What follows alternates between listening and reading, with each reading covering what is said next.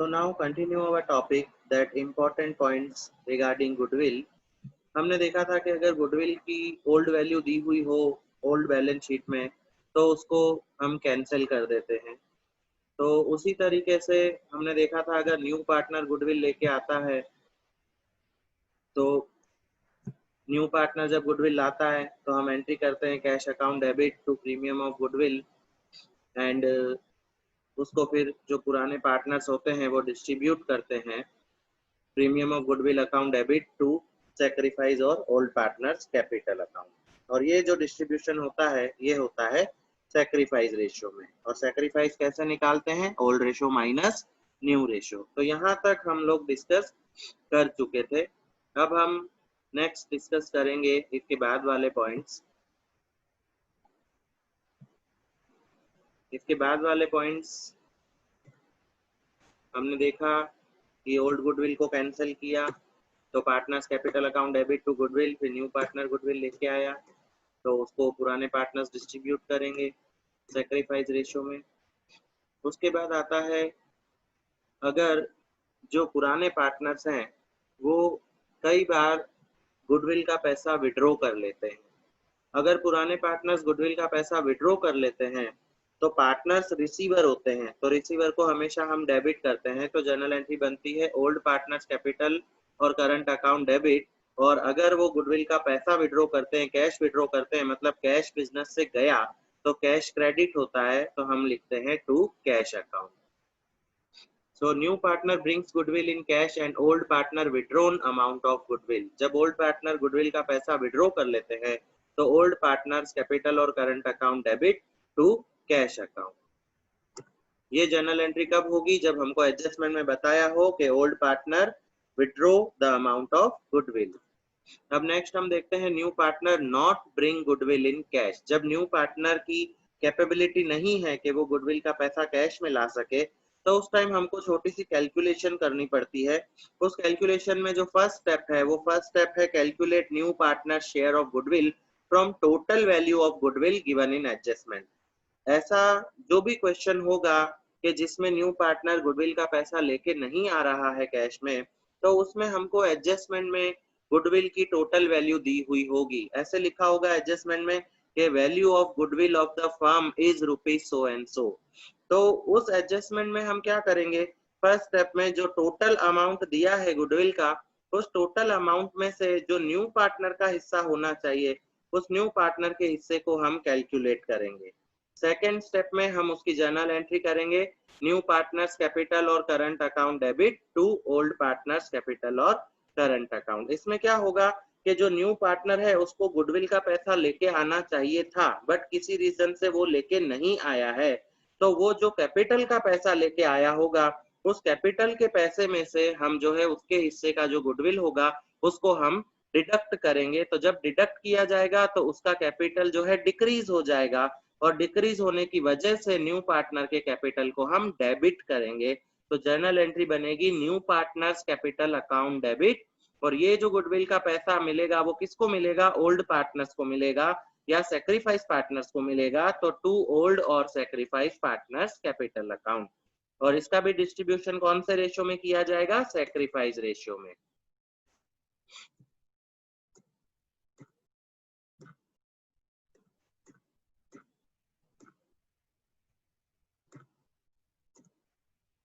अब इसमें कुछ नोट करने वाली चीजें हैं, वो ये है कि इफ न्यू रेशियो और idea of new ratio is not given in question then distribution will be done in old ratio. हम जब भी सम सॉल्व करेंगे तो क्वेश्चन में हमको तुरंत ये चीज देखनी है कि क्वेश्चन की एडजस्टमेंट में न्यू रेशियो अवेलेबल है या नहीं है। अगर क्वेश्चन में न्यू रेशियो अवेलेबल नहीं होता है और न्यू रेशियो से रिलेटेड किसी तरीके की कोई हिंट भी नहीं दी हुई है तो उस सिचुएशन में हम सैक्रिफाइस रेशियो कैलकुलेट नहीं कर पाएंगे। इसीलिए गुडविल का जो डिस्ट्रीब्यूशन होगा वो हम ओल्ड रेशियो में डिस्ट्रीब्यूशन करेंगे। लेकिन कब होगा ये सब? जब हमको क्वेश्चन में न्यू रेशियो दिया हुआ नहीं होगा। If new ratio is given in question, अगर क्वेश्चन में न्यू रेशियो दिया हुआ है तो सैक्रिफाइस शेयर कैलकुलेट किया जाएगा। Sacrifice share is equal to old share minus new share. if any one old partner gets gain while calculating sacrifice ratio, जब हम sacrifice calculate करते हैं तो कई बार आंसर जो है माइनस में आता है, नेगेटिव आता है, तो उस टाइम पे हम ब्रैकेट में लिखते हैं गेन। इसका मतलब उस पार्टनर को सेक्रीफाइस नहीं हुआ, उस पार्टनर को गेन हुआ है। तो जब हम सेक्रीफाइस कैलकुलेट करें उस टाइम अगर किसी पार्टनर का गेन शेयर आता है तो हम उस गेन वाले पार्टनर को भी क्या करेंगे, डेबिट करेंगे। तो जर्नल एंट्री बनेगी new partner capital account debit, gaining partner capital account debit और to sacrifice partner capital account. ये एंट्री हमको कब बनानी है, जब न्यू पार्टनर गुडविल का पैसा कैश में लेके नहीं आता है और उस टाइम पे हम उसके हिस्से की गुडविल कैलकुलेट करते हैं और उस गुडविल को डिस्ट्रीब्यूट करने के लिए सैक्रिफाइस रेशियो कैलकुलेट करते हैं और किसी पार्टनर का सैक्रिफाइस माइनस में आता है, मतलब उसको गेन होता है, तो उस टाइम पे उस गेन वाले पार्टनर को भी डेबिट किया जाएगा। तो एंट्री बनेगी new partners capital account debit, gaining partners capital account debit to sacrifice partner capital account. Take new partners capital as base. कई बार हमको क्वेश्चन में ये एडजस्टमेंट दी हुई होती है कि न्यू पार्टनर का जो कैपिटल है उसको बेस लेना है।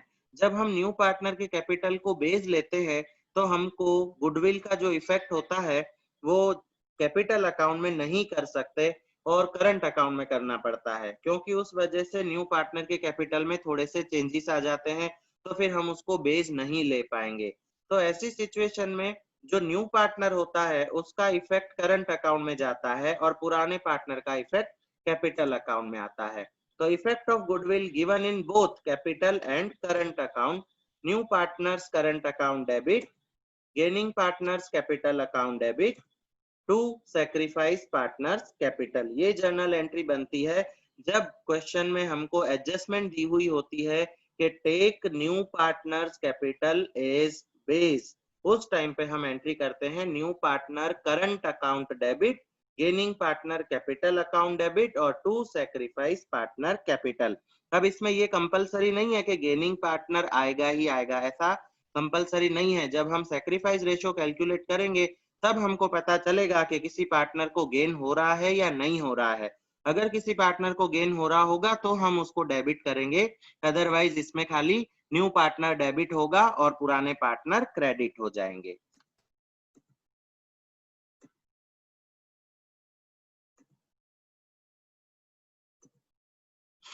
अब आता है हमारा नेक्स्ट टॉपिक, इसमें रीवैल्यूएशन अकाउंट। इस चैप्टर में जब हम सम सॉल्व करेंगे तो एक स्पेशल टाइप का लेजर हमको बनाना होता है, उस लेजर का नाम है रीवैल्यूएशन अकाउंट। अब जैसे इसका नाम है रीवैल्यू, इसमें एसेट्स और लायबिलिटीज की वैल्यू वापस से कैलकुलेट की जाती है, क्योंकि जब न्यू पार्टनर बिजनेस में आ रहा है तो वो न्यू पार्टनर भी तो सोचेगा कि प्रेजेंट सिचुएशन बिजनेस की क्या है, मार्केट में प्रेजेंट वैल्यू क्या चल रहा है बिजनेस का, तो वो हमको ऑन पेपर दिखाना होता है अकाउंट्स में, और उसके लिए हम जो अकाउंट बनाते हैं उस अकाउंट को बोला जाता है रीवैल्यूएशन अकाउंट। अब इस रीवैल्यूएशन अकाउंट में क्या किया जाता है, इसमें assets and liabilities are revalued at the time of admission of new partner. जितनी भी एसेट और लायबिलिटीज होती है उनका मार्केट वैल्यू कैलकुलेट किया जाता है, प्रेजेंट मार्केट वैल्यू। उस प्रोसेस को बोलते हैं रीवैल्यू करना। To calculate present market value of asset and liabilities means to revalue of asset and liabilities. So to record the change in values of assets and liabilities on account of their revaluation, an account called revaluation account is open. Asset और liability को जब हम revalue करते हैं, जब हम उसका new market value calculate करते हैं, उस टाइम पे उसकी वैल्यू में चेंजेस आते हैं, या तो वैल्यू बढ़ जाती है या तो वैल्यू कम हो जाती है। तो वो जो भी वैल्यू में चेंजेस आया है उस चेंजेस को रिकॉर्ड करने के लिए एक अकाउंट बनाया जाता है, उस अकाउंट को बोला जाता है रीवैल्यूएशन अकाउंट।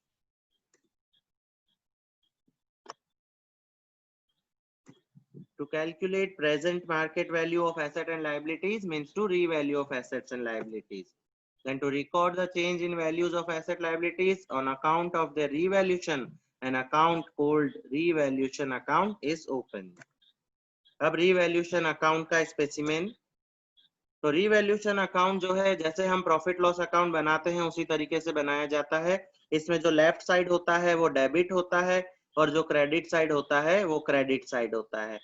अब डेबिट में क्या क्या चीजें आती है? डेबिट में आता है लॉस और एक्सपेंस, क्रेडिट में आता है प्रॉफिट एंड इनकम्स। अब लॉस किस तरीके का होता है? अगर एसेट की वैल्यू डिक्रीज हुई है, मतलब जैसे हमारी बिल्डिंग थी पहले 5 लाख की और अब अगर सपोज बिल्डिंग की वैल्यू 5 लाख से 4 लाख हो गई है, तो 1 लाख वैल्यू डिक्रीज हुई, वो हमारा लॉस हुआ। तो उस लॉस को रिवैल्यूएशन में डेबिट साइड रिकॉर्ड किया जाता है। Asset decrease, then liability increase, जैसे हमने किसी से लोन लिया है, तो लोन लिया था हमने 20,000 का, अब उसके ऊपर हमको इंटरेस्ट भी पे करना पड़ेगा 2,000 रुपए, तो हमारी लाइबिलिटी बढ़ गई, 20,000 से 22,000 रुपए हो गई, तो वो भी हमारा लॉस है। तो एसेट डिक्रीज होती है तो भी लॉस होता है, लाइबिलिटी इंक्रीज होती है तो भी लॉस होता है। उसके बाद आता है अनपेड एक्सपेंस। अनपेड एक्सपेंस भी हमारी लाइबिलिटी है तो वो भी लॉस है एक तरीके से। फिर बैड डेब्ट्स, बीडीआर, ये सारे लॉसेस और एक्सपेंसेस जो हैं वो रिवैल्यूएशन में डेबिट साइड आते हैं। क्रेडिट में आता है प्रॉफिट। प्रॉफिट कैसे होता है? जब एसेट की वैल्यू बढ़ जाती है, इंक्रीज हो जाती है। जैसे हमने कोई जमीन खरीदी थी 5 लाख की और अगर अब उस जमीन की कीमत 5 लाख से 6 लाख हो गई, तो 1 लाख रुपया बढ़ गया, वो हमारा प्रॉफिट है, उसको रिकॉर्ड किया जाएगा रिवैल्यूएशन में क्रेडिट साइड। फिर लाइबिलिटी डिक्रीज, कई बार क्रेडिटर्स होते हैं वो हमको डिस्काउंट देते हैं तो हमको उनको थोड़ा कम पैसा देना पड़ता है, तो वो हमारा एक प्रॉफिट है, उसको बोलते हैं लाइबिलिटी डिक्रीज। फिर आउटस्टैंडिंग इनकम, जो फ्यूचर में मिलने वाली इनकम है, जैसे कमीशन फ्यूचर में मिलने वाला हो तो वो भी हमारी इनकम है। देन प्रीपेड एक्सपेंस, अगर हमने एडवांस में पैसा दे दिया है और फ्यूचर में उसकी सर्विस हमको मिलेगी तो वो भी हमारा जो है एसेट हुआ, उसको भी हम रिकॉर्ड करेंगे रिवैल्यूएशन में क्रेडिट साइड। लेकिन ये बात याद रखनी है कि रिवैल्यूएशन में वो ही इफेक्ट जाते हैं जो हमको एडजस्टमेंट में दिए होते हैं। अगर एडजस्टमेंट में उसके बारे में कोई इंफॉर्मेशन नहीं है तो रिवैल्यूएशन में कोई भी इफेक्ट नहीं जाएगा। एडजस्टमेंट से रिलेटेड जो इफेक्ट होते हैं वो ही इफेक्ट रिवैल्यूएशन अकाउंट में रिकॉर्ड होते हैं। फिर हम लास्ट में टोटल करते हैं। टोटल में अगर क्रेडिट का टोटल ज्यादा है तो डेबिट साइड लॉस आता है और उस लॉस को पार्टनर्स कैपिटल में डिस्ट्रीब्यूट किया जाता है, लिखा जाता है टू पार्टनर्स कैपिटल अकाउंट, और ओल्ड रेशियो में डिस्ट्रीब्यूशन होता है। इस रिवैल्यूएशन में चाहे प्रॉफिट हो चाहे लॉस हो, उसका डिस्ट्रीब्यूशन हमेशा ओल्ड रेशियो में ही किया जाएगा।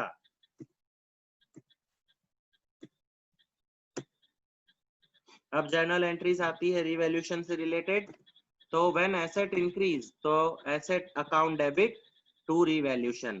जब भी एसेट की वैल्यू बढ़ेगी तो एसेट हमेशा डेबिट होती है, इसीलिए एसेट बढ़ रही है तो एसेट को वापस से डेबिट किया जाएगा। और एसेट के बढ़ने से हमको प्रॉफिट हुआ, प्रॉफिट को हम क्रेडिट करेंगे, लेकिन वो प्रॉफिट रिकॉर्ड कहाँ पे होगा? रिवैल्यूएशन अकाउंट में रिकॉर्ड होगा। इसीलिए एंट्री बनेगी asset account debit to revaluation. फिर एसेट अगर डिक्रीज होता है तो एसेट को अपोजिट इफेक्ट दिया जाता है, मतलब एसेट को क्रेडिट करते हैं, और ये लॉस रिकॉर्ड होता है रिवैल्यूएशन के डेबिट साइड में, तो रिवैल्यूएशन डेबिट होता है। तो एंट्री बनती है revaluation account debit to asset account.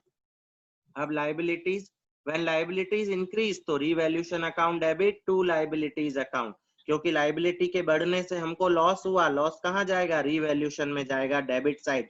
तो रिवैल्यूएशन अकाउंट डेबिट, और लाइबिलिटी बढ़ गई, लाइबिलिटी हमेशा क्रेडिट होती है, बढ़ेगी तो वापस से क्रेडिट करेंगे, तो एंट्री बनेगी revaluation account debit to liabilities.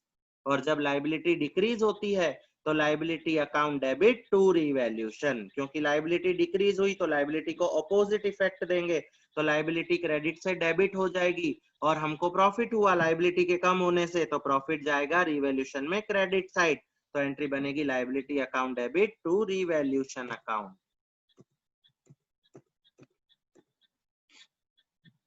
अब लाइबिलिटी इंक्रीज तो revaluation account debit to liability account, और लाइबिलिटी डिक्रीज तो liability account debit to revaluation account.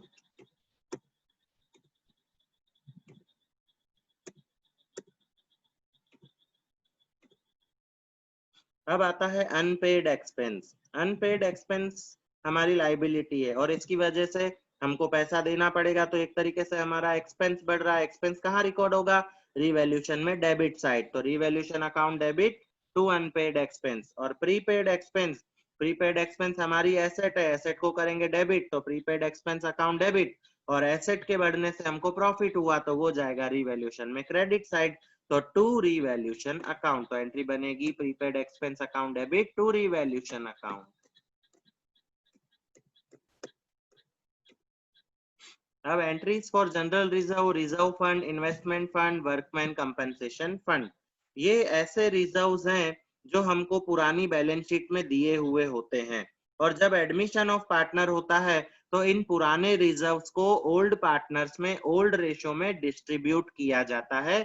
लेकिन अगर एडजस्टमेंट में कोई इंफॉर्मेशन दी हो तो उस टाइम पे एडजस्टमेंट के हिसाब से इसमें इफेक्ट दिए जाते हैं। तो नॉर्मली इसमें जो जर्नल एंट्री होती है वो है general reserve account debit, reserve fund account debit, then investment fluctuation fund account debit, workman compensation fund account debit, और इसको डिस्ट्रीब्यूट करते हैं पुराने पार्टनर्स में पुराने रेशो में, तो टू पार्टनर्स कैपिटल अकाउंट। और डिस्ट्रीब्यूशन कौन से रेशो में होगा? ओल्ड रेशो में होगा।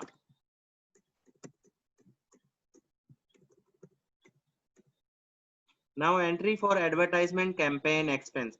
एडवर्टाइजमेंट कैंपेन एक्सपेंस एक तरीके की फिक्टिशियस एसेट होती है, मतलब ऐसा बड़ा खर्चा जिसकी वजह से हमको हर साल थोड़ा थोड़ा प्रॉफिट मिलता रहेगा। जैसे मान लो कोई एडवर्टाइज का बहुत बड़ा खर्चा किया है, तो बार बार तो एडवर्टाइज के लिए हमको खर्चा नहीं करना पड़ेगा, लेकिन उस एडवर्टाइज की वजह से हमारा सेल्स इंक्रीज होता जाएगा हर साल, तो उससे हमको प्रॉफिट हर साल मिलता जाएगा। तो ऐसा जो बड़ा खर्चा होता है उसको प्रिलिमिनरी एक्सपेंस भी बोला जाता है और एडवर्टाइज कैंपेन अकाउंट भी बोला जाता है। तो इसको हम जो है रिटर्न ऑफ करते हैं, तो रिटर्न ऑफ की एंट्री बनती है old partners capital account debit to advertise campaign expense account, और इसका भी जो डिस्ट्रीब्यूशन होता है वो भी होता है ओल्ड रेशियो में। अब इसको क्यों कैंसिल किया जाता है? क्योंकि जब हम न्यू पार्टनर को एडमिशन दे रहे होते हैं तो हमारी जितनी एसेट लायबिलिटीज हैं, जितने रिजर्व फंड हैं, जितना भी पुराना हिसाब किताब है, वो पुराना हिसाब किताब पुराने पार्टनर को आपस में डिस्ट्रीब्यूट करना पड़ता है, और फिर नई शुरुआत की जाती है, न्यू स्टार्टिंग होती है बिजनेस की न्यू पार्टनर के साथ, और न्यू अकाउंट्स मेंटेन किए जाते हैं। इसीलिए ये भी एक पुराना बैलेंस होता है फिक्टिशियस एसेट का, एक पुराने एक्सपेंस का, तो इसको भी पुराने पार्टनर्स अपने ओल्ड रेशो में कैंसिल करते हैं। Old partners capital account debit to advertisement campaign expense account, distribution in old ratio। तो यहाँ पे अपने इंपॉर्टेंट पॉइंट्स जो गुडविल से रिलेटेड थे और जो जर्नल एंट्री से रिलेटेड थे वो सब हमारे कंप्लीट होते हैं। इसके बाद वाले नेक्स्ट वीडियो में हम जो है एक प्रैक्टिकल सम सॉल्व करेंगे, और इसके जितने भी प्रैक्टिकल सम्स हैं उनसे रिलेटेड जो एडजस्टमेंट है वो एडजस्टमेंट शॉर्ट सम्स में दी हुई है। अब इस चैप्टर में से शॉर्ट सम कभी बोर्ड में आता नहीं है, तो शॉर्ट सम्स हमको सबके सब करने की जरूरत नहीं है, लेकिन जो बड़े सम्स में काम आने वाले शॉर्ट सम हैं वो हम लोग जरूर सॉल्व करेंगे।